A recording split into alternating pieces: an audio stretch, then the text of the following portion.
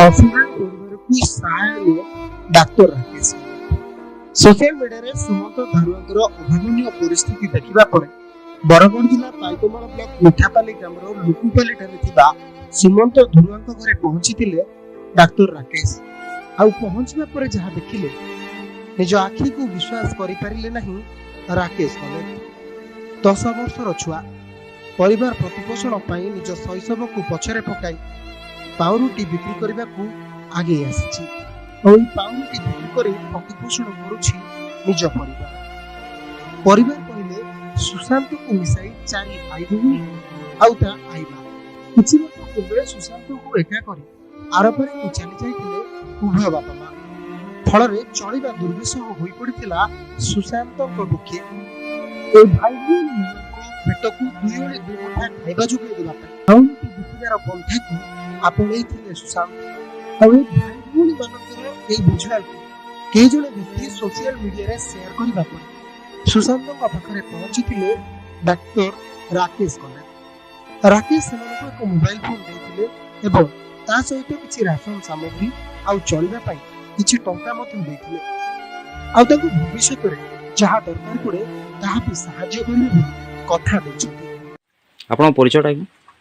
मुई डॉक्टर राकेश चंद्र college.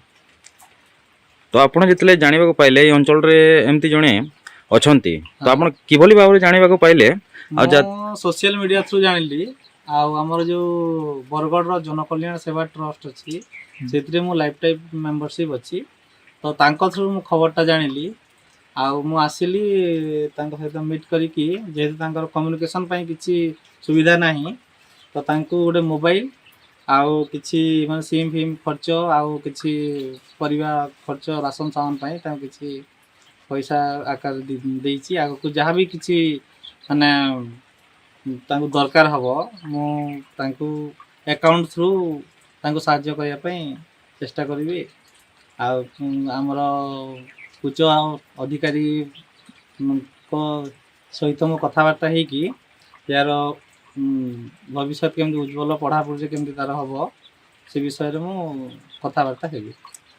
Corona काल रे भी आपनकर बहुत ना रहितला जे हम सुनिबाको पाइछु। हां तो मु जोटनी कोविड केयर सेंटर रे मु हमर सम हॉस्पिटल तरफ मु थिली आ सेठु मो सोशल वर्क प्रति मोर आग्रह बढ़ितिला।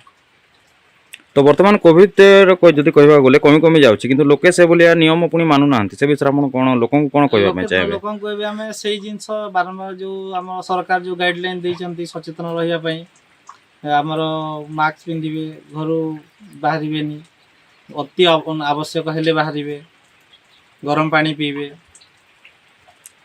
तो आपण जतले सुनिबाको पाइले आपण आज आस्तिले तो आंको अवस्था देखिले आपण किभल लागिला आपनको तांको अवस्था तो बहुत माने दुखद खबरटा एटा आमे आम तरफ जहाँ ही पारिबा आमे तांको भविष्य तो तांको जेमती भलरे हबो तांको आमे सेति सपोर्ट करिया पई चेष्टा करिबा।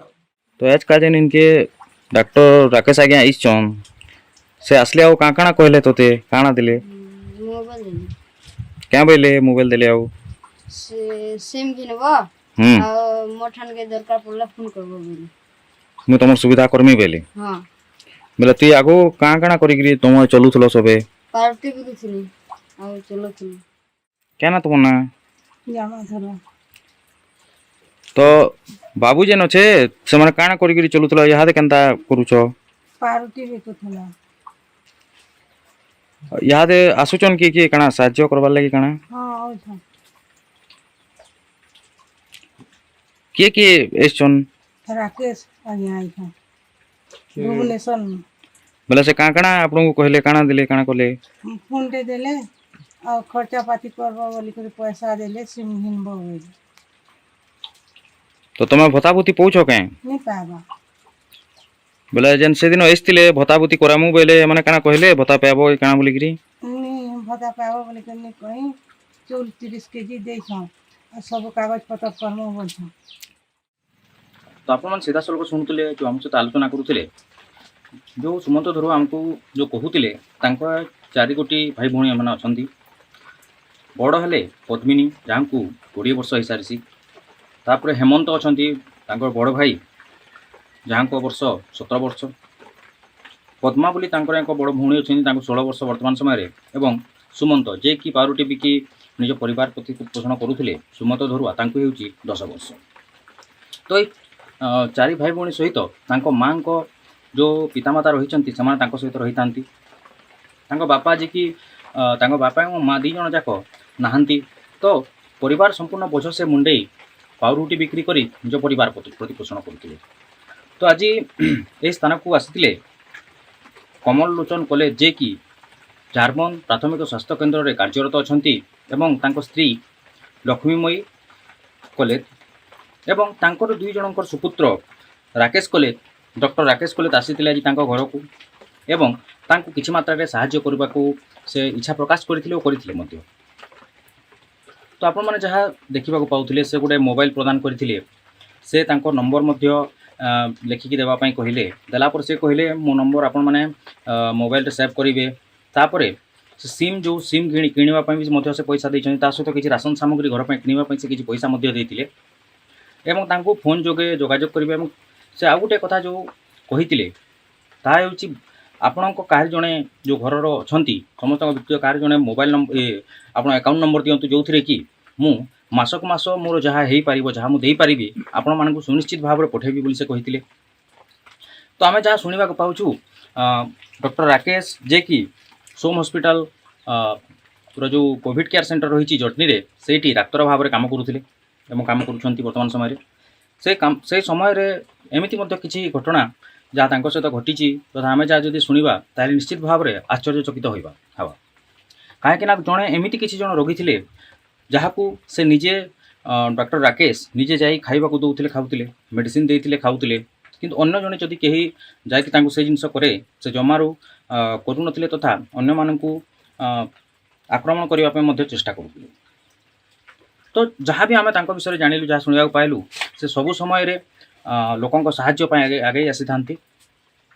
ଏବଂ ଆଉ ଗୋଟେ କଥା, ସେ ଯେଉଁ ମହିଳା ସୁରକ୍ଷା ସଂଗଠନ ରହିଛି ଭୁବନେଶ୍ୱରରେ, ତାପରେ WSC global human right foundation ରହିଛି, ଇଣ୍ଟରନ୍ୟାସନାଲ୍ ହ୍ୟୁମାନ୍ ରାଇଟ୍ ଫାଉଣ୍ଡେସନ୍ ରହିଛି।